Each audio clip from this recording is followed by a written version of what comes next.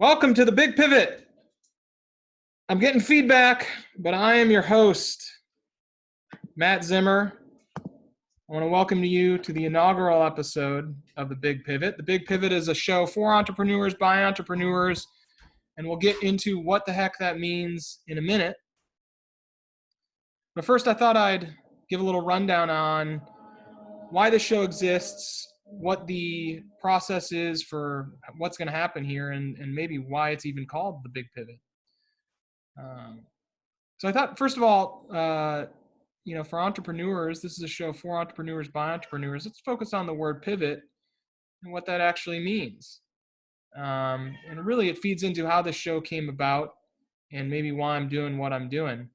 For entrepreneurs, the word pivot really means a right angle turn, sometimes even more extreme than that, maybe a U-turn on your idea, your product, your service, just really any sort of roadblock that you come in where you make a very drastic change to address a new market need that you've discovered going through the process of creating your company. And that's really how OC Engine, the Big Pivot, all this stuff really came about. So that's what a pivot is referred to, and how this show came about occurred through a pivot. I had this concept for creating content for entrepreneurs, and really trying to be able to provide access to down market entrepreneurs to resources that they necessarily wouldn't have access to. So, for instance, I started my first business while at UC Irvine and had the privilege to be able to start a business in a business plan competition that was well funded and well attended, and really gave me a good opportunity to start a business. At the end of the day, the reason I had access to that platform to start a business was because of certain privileges, namely somebody else paying for that education. And, as I've kind of gone through my career, what I've noticed is lots of people don't have access to that, don't have access to those resources. And really the lack of access to those resources is what causes a considerable number of people to never take the risk on to start their own business. So the Big Pivot really started as trying to connect with the community colleges, the high school entrepreneurship programs to put on business plan competitions in the format that I had success with launching my first business. As we got into it, what I learned about the education system was the education system moves pretty slow. And there's nothing wrong with that, but that's just kind of how it is. And rather than putting this show on the back burner and kind of kicking the can down the curb until other people were able to really, grasp on to these ideas and kind of put them into effect, I decided to just kind of make it happen anyways. So what the Big Pivot has become is it hasn't strayed completely from that original idea, but rather than starting with the concept of a business plan competition and just really launching a business plan competition online, we're going to film the process of creating a business plan competition. And I think that's an interesting idea because at the end of the day, what this show will be about is more about creating a business than it will be showcasing people trying to win money. And the hope is that that is a portion of the show, and that we can show people actually, going through that process, showcasing their company and ending up with some cash in their pocket. But really the part of that process will be going through the different stages of kind of creating the show to hopefully get to the end of giving away some cash. So that's really the overall concept of what we're looking to do. on the show, and we'll go through it. So there's a couple different concepts that we're going to combine to make a show that is for entrepreneurs, by entrepreneurs, and really relevant to entrepreneurs.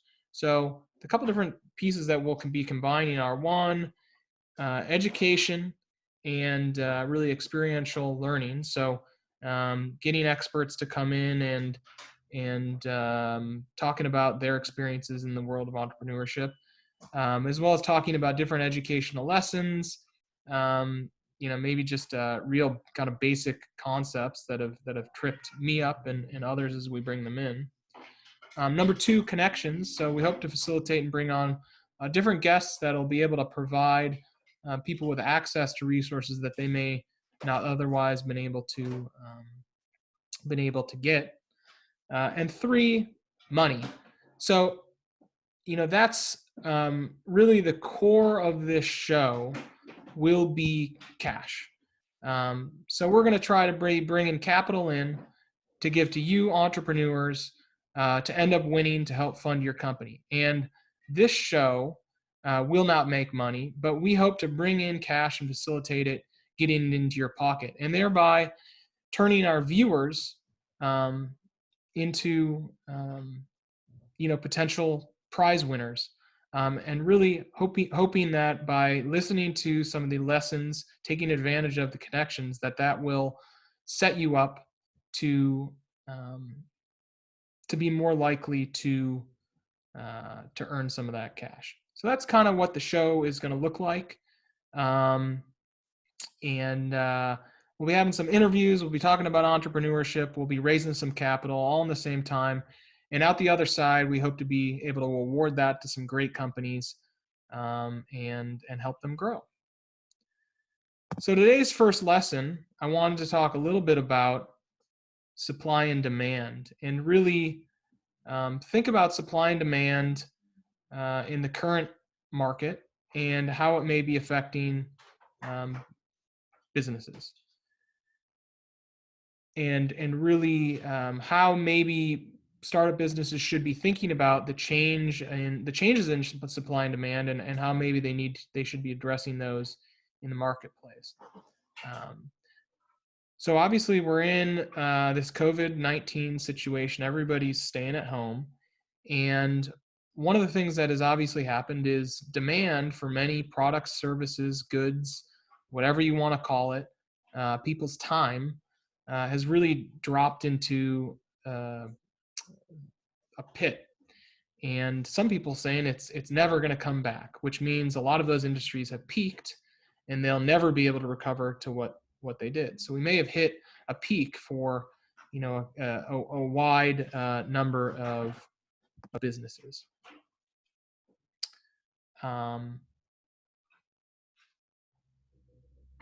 So what that means is we've gone from a situation where, frankly, the market was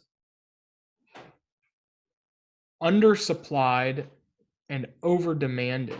So supply was lower than demand.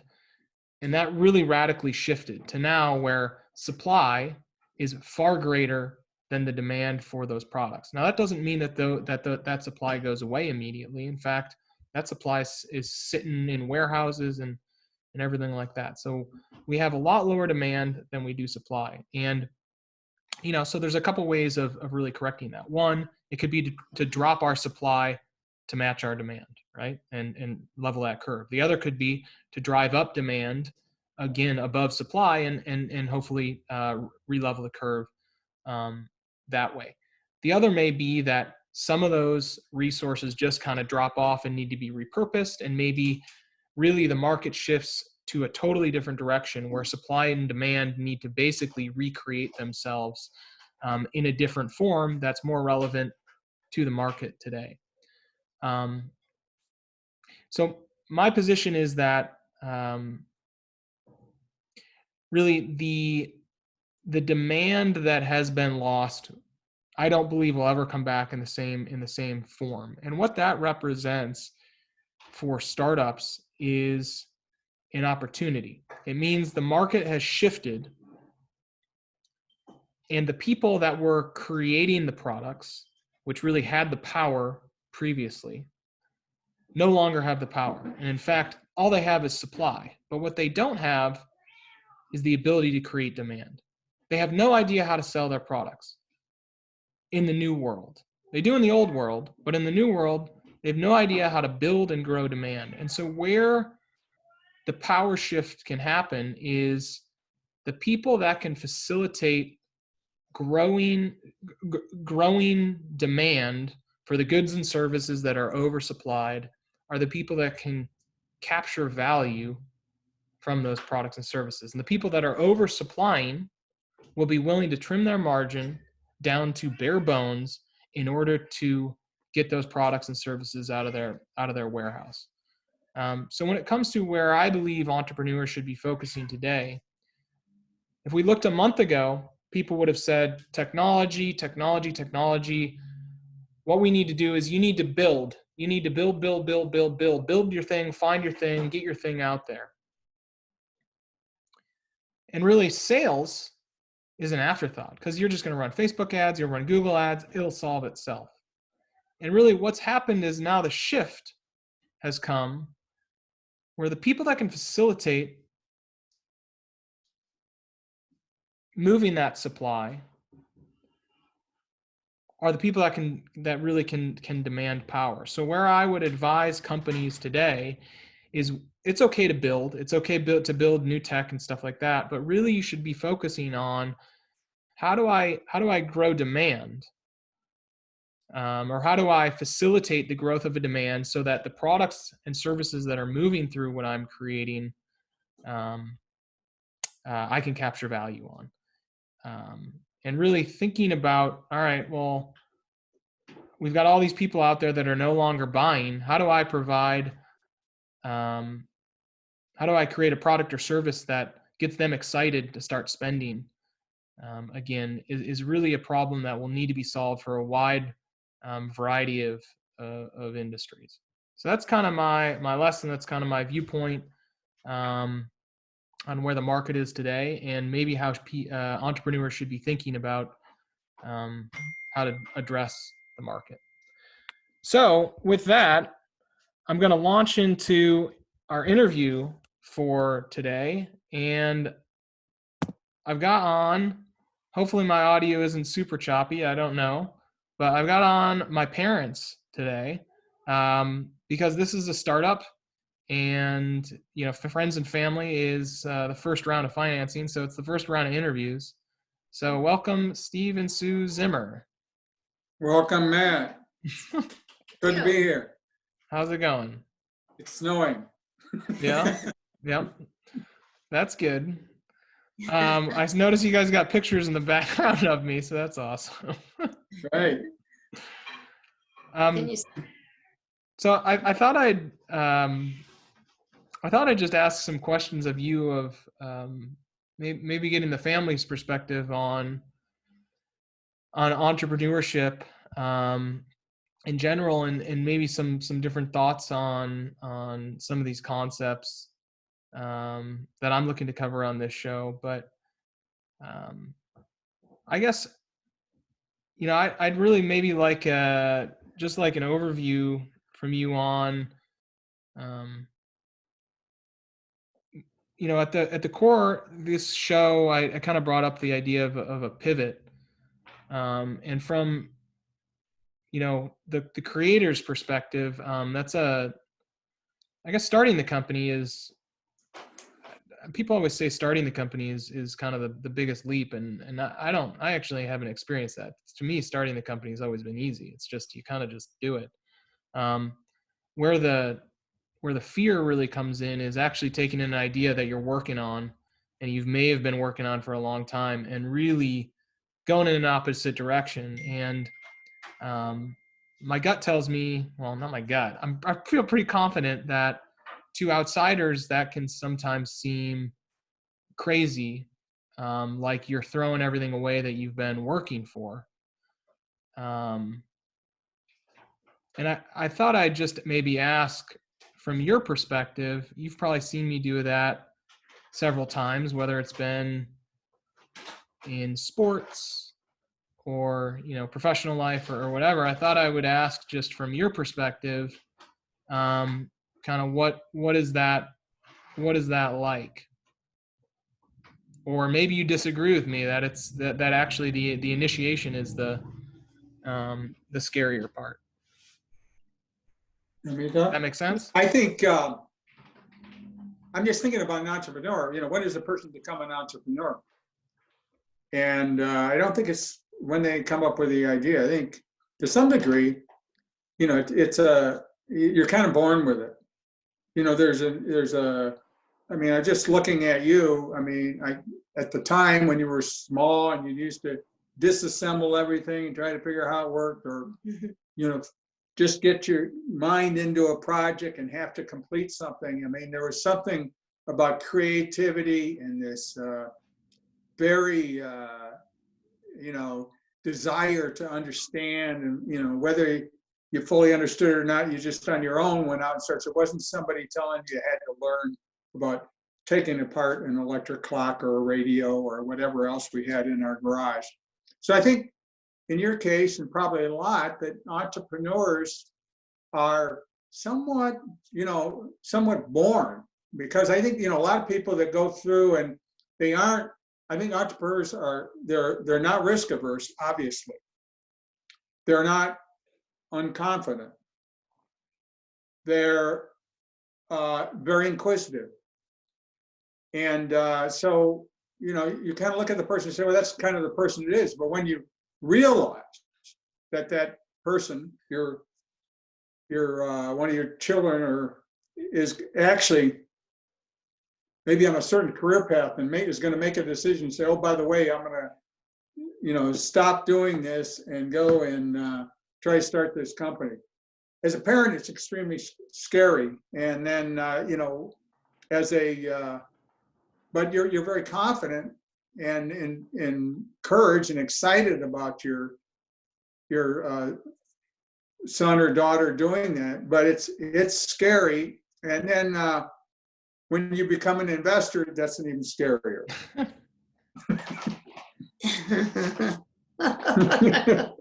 But sure, it's also very gratifying. So, Mom, what do you? I know we've talked. Maybe you can talk about business stuff, but I know, one of the stories that you've always told is the story, or one of the stories I remember, I guess, is me sitting down at the table with you and telling you that I wanted to play football. And I had always historically played soccer, and not having an argument about that, but you essentially being in tears that I was making that decision. And actually, I think we've had this happen a couple times. When I started Stack, my first company, you kind of did the same thing. And you've probably done it since then too. In the middle of the night. Sure. What's it been like from your perspective?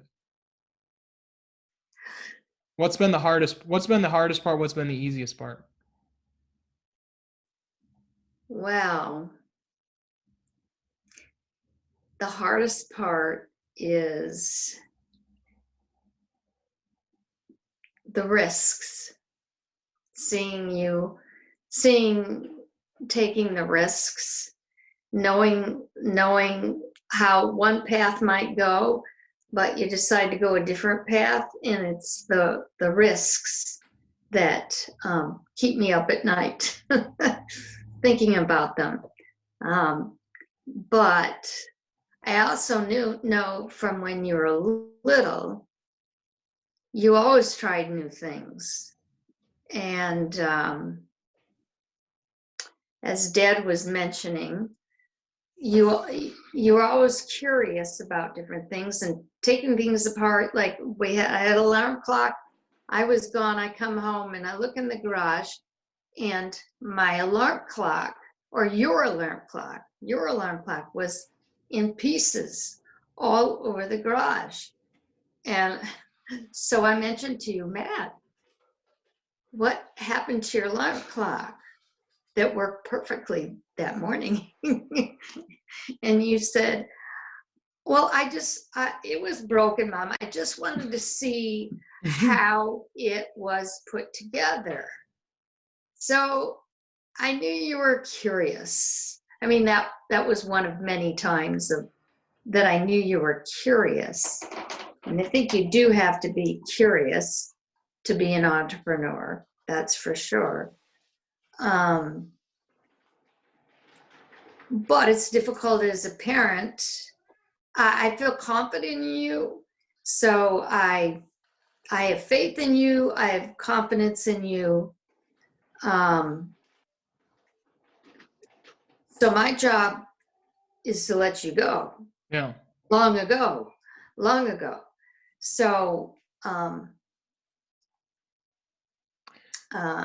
and I think, I mean, I know I know we've had some hard conversations, but like you haven't, I don't think at any point you've stopped me. In fact, you facilitated it. Really? Really. Yeah, No, absolutely. my job is not to stop you. Yeah. My job is to listen to you, and whatever advice, having gone through 70 some years of life, that I might glean from it. But your father has different experiences, and he'll give you advice that may be different than mine. So we have to trust you. Well, of course we have to trust you. You're on your own. Sure. But it's, as a parent, when you know the path was so, that could be so easy going one direction. Well, at least it Yeah. seems that. Seems that way. I've this has been this last month has obviously been unique, to say the least. And I thought a lot about, I think when you're talking about path and maybe the easy path, it would have been maybe staying with my first job and kind of going down that corporate path that was maybe a little more well known.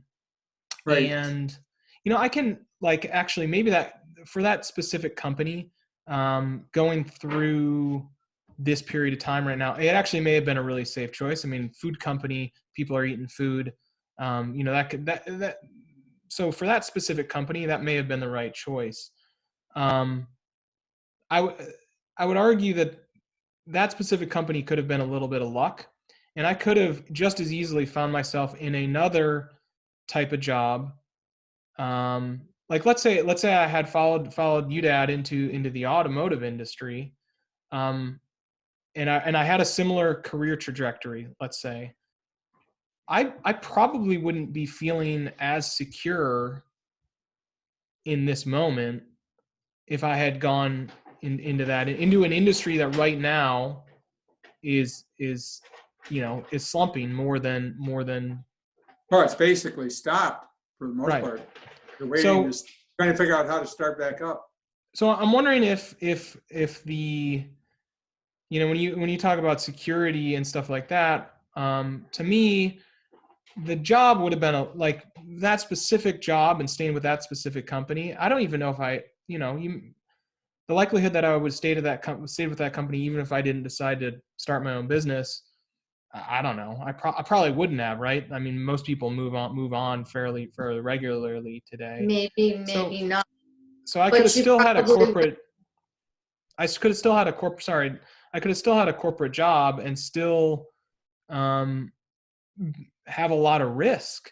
That in this moment, I may not have a job. I guess maybe from your perspective, it could be, well, you would have had a 401k and savings, and so getting over that wouldn't have been as much of a big deal. Is that kind of how you see it, or why do you? It's funny. It's funny for me because I don't see that necessarily as the safe path. Well, my wife disagrees with me, but you kind of used the word earlier. One's kind of a known path, and it's the unknown. And it's the risk. But so much of the uncertainty of an entrepreneur is it's the unknown. And, that uncertainty has huge amounts of risk. You can be cruising down the road and you can walk right off the cliff. I'm not saying a career in a big company can't go the same way. You're subject to, the whims of a new boss that can all of a sudden, change your career path or change the environment of your daily work, or, just the company may just decide to drop a whole division, gets purchased out from under, it goes with a new owner, and you're just, you're facing risks that you don't expect. But in the world of the entrepreneur, there's so much risk. I mean, you brought it up earlier in your speak. I mean, I think early entrepreneurs, they come up with what they think is this great product. Widget. And they maybe have no clue who the customer is, so, there's so many, as now, having been an entrepreneur, there's so many risk factors that are beyond the product, beyond the customer, beyond the distribution system, beyond the financing, beyond the startup financing, cash flow, bank relationships, advertising, everything. And, for an entrepreneur to be able to figure all that out is extremely risky. What's a little bit frustrating for somebody who's been in business like myself for a long time, in more of the corporate area, is you think you know a lot about a lot, but you don't know what you need to know to be an entrepreneur and to be a successful business person starting from scratch. Yeah.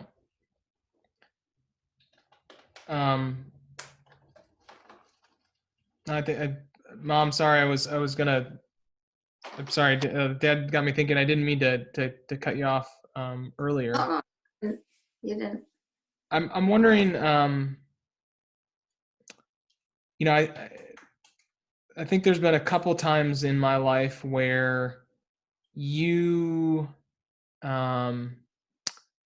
where I've made decisions that I think you had assumptions that I was going to make very different decisions. I think about like college selection, is one of them that kind of rolls off, or, is top of mind. I'm wondering, so you kind of knew who I was when I was little. Is it surprising to see what I'm doing now? No. Like, I mean, no? No, it's not surprising to me.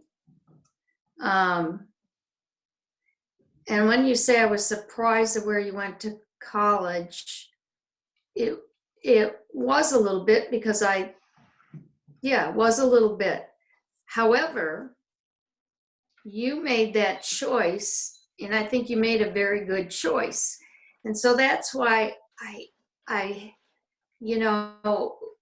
you made so many good choices that I just have to let you make some bad ones. No, I mean, I have to, you've made, I just have to let you go. Yeah. There's, I'm taught you all I could teach you. Yeah. But I can still give you advice, so. Sure. No, I mean, I think you have great advice. I don't think, some of the times, even in business, I think you've got a lot more. You were our best salesperson at Stack. I think you've got a lot. I think you've got a lot more business advice than you realize. It's just some of your perspectives are pretty intuitive. So that's helped me. Well, that's good. Yeah. Well, so I'm interested to hear. That's kind of maybe to get off the personal points. a little bit. I'm interested to hear from your guys' perspective. You know, we've talked a little bit on just kind of how the current situation is, you know, really once in a lifetime. And I'm sure, you know, every life is marked with several once in a lifetime, you know, situations. I'm interested to hear what you think, not about what's going on or anything like that, but when you think about how this will change the world, I'm interested to hear, kind of what your perspective is, you know, is this just is it a minor blip? Is it a major change? Is it both? And it kind of depends on what you're talking about. You know, what's your perspective on what things look like 3, 6, 9 months, you know, a year, 2 years, down the road? Well, Go ahead. I think it's going to have it's all, you know, it's obviously having a major impact, and I think I don't think the new normal is going to be a return to normal. I think the new normal is going to be something dramatically different, because it's going to take time for people, society, government, companies to have the confidence and to you know, interact and reduce that social distance that we're becoming, you know, it's common. I think people are, you know, respecting that, obviously, because they're being kind of told to do that. But I think they're, you know, it's kind of becoming a behavioral type of thing. I mean, you just kind of, we walk down the street, maybe go out and take a short walk in that. I mean, it's, you see people half a block away. There aren't that many people walking, but the ones that are walking, within a half a block, somebody's moving out onto the street and somebody's staying on the sidewalk. So it's hard for me to imagine, you know, getting back into all those social activities. Let's start on the social side, just going out to dinner, going to concerts, going to, you know, sports, even participating in sports. How is that going to change when you go back to the club and you work out or you play tennis? Or I don't know. My soccer team is sending out messages right now about the season, and, you know, starting June 6th and getting that together. Right. And I still have friends that play tennis until the city took all the tennis courts down because people weren't listening. But there are changes that are going on. You can see it in stores. Sure. You can see it, but also people are getting used to using you know, digital conferencing and stuff like that much better, just like this, you know, interacting. And it used to be, you know, you get on a phone call and you were kind of satisfied, you know, with the voice. Well, I think the facial interaction in these types of programs is extremely important. Yep. The more you get used to it, it can't substitute for a face-to-face type of human contact and stuff like that. But it's a pretty good substitution. Yeah. Mom, what do you think? But that's kind of why I think the economy is going to come back, because everybody's anxious to have it resume in one form or other. Yes, this is great. We can conference with you, whatever. But as Dad said, the personal contact with people are what you miss, what you really need. And I think people are so anxious to get back to work, to get have money, be able to spend money, be able to go places, be able to do things. They're looking forward to other companies being successful, not just theirs, but other companies. So I think I see the economy coming back. Yeah, I mean, you're not like, I have a different perspective in that I personally think demand, I mean, you're talking about the growth of demand and that it coming back really strong. You're not the only one saying that. There's a lot of investment bankers that are making that bet. So I disagree, but I disagree understanding that I could be wrong. Um, so I hear you. You mean, how do you disagree? I think the growth rate is going to be significantly impacted, mainly because what I think people are seeing is that this way of conducting business, it's not too bad. And so really what I'm doing is a marginal calculation on saying, okay, do I need, I used to handle business, and the way we handled it was I put different people on planes and I sent them around the country to handle one-on-one meetings. And now we've been conducting it digitally, and yep, it's not as good, but is it worth it putting on them on a plane? Like, is it really worth it? Or hey guys, just do it digitally. It works. And I think they're going to make a judgment call and say, you know what, it's good enough. Don't get on that plane. And that doesn't mean that I don't think that travel will come back.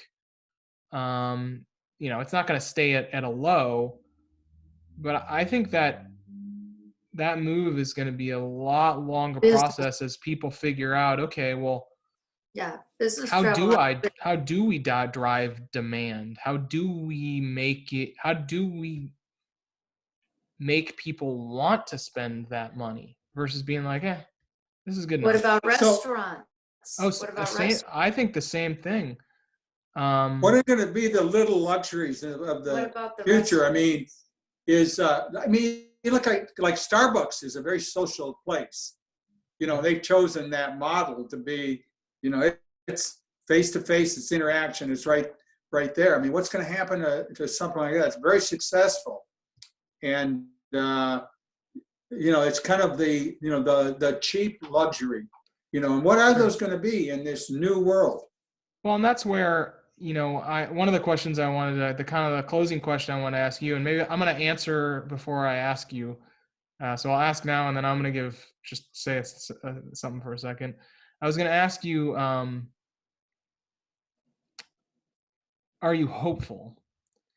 And I'm going to answer first. I am, because of that question. When you said, what are the little luxuries? What are the little things? And what I see is happening, and frankly, why I'm hopeful that the recovery will take longer, is because I think that gives the people with fewer resources time to compete against the people with massive resources. And frankly, those companies, the Starbucks, are going to need to change or die.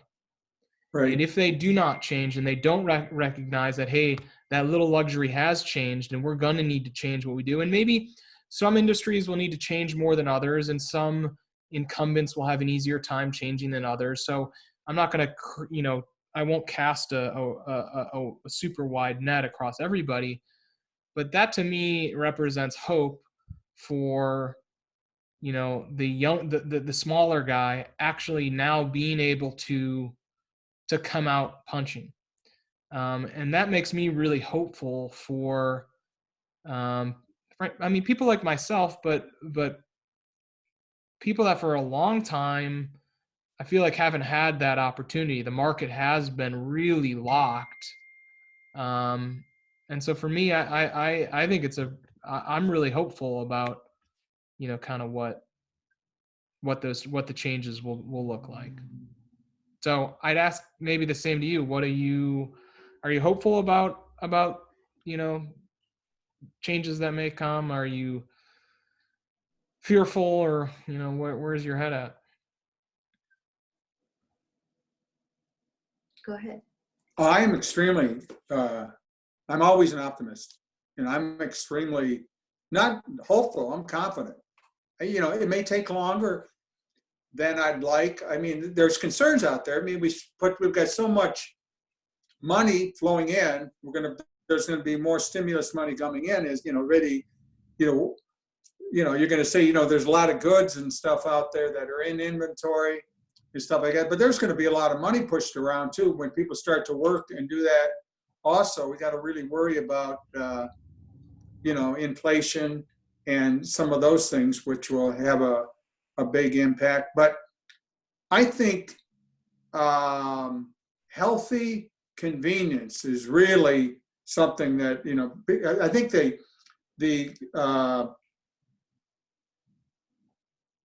everything's going to have a caveat that's going to be a little bit more on the safe and the healthy side than it even was before. And people are going to take that extremely seriously.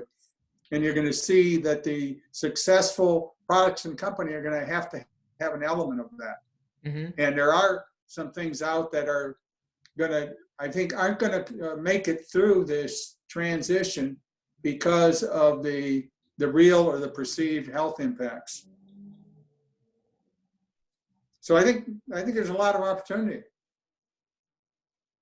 You have to have investors to help out those small companies that are trying to be made. That's what you have to have, is the investors. So where is that money coming from?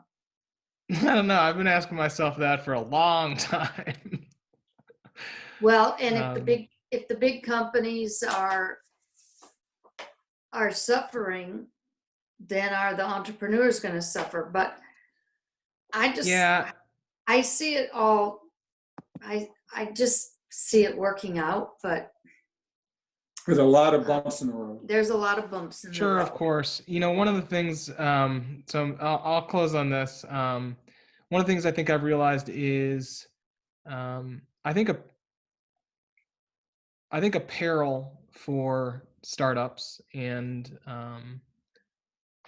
Apparel, a, Parallel. a downfall, a potential downfall for many startups is an easy access to capital, too easy of access to capital. And in fact, rather than running your idea through the circle of is this the right thing? Is this the right thing? Is this the right thing? An easy access to capital actually forces you to go to market too soon, and with a product and a price point and just a business model that doesn't actually make sense to compete with. So while investment capital can make it easier to grow a business, I think what I've learned is actually limited access to capital in just somebody that's willing to put in the work is ultimately what creates great ideas and innovation. And so I don't think the fact that companies aren't willing to invest is going to slow things down. I personally still think you're going to have great ideas popping out the other side. And whether or not there are people willing to finance those, I agree. We'll figure it out. Anyway. So I think that's the end of today's show. I'd like to thank my guests, my parents, Steve and Sue Zimmer. Thank you for being on for the first show. I have no idea if that was interesting or not for anybody out there, but that's what we decided to do. Thanks, Kevin. We appreciate you joining. And that's the big pivot. So we will see you next week. And thanks again for joining us. Take care. Bye. Thanks, Kevin.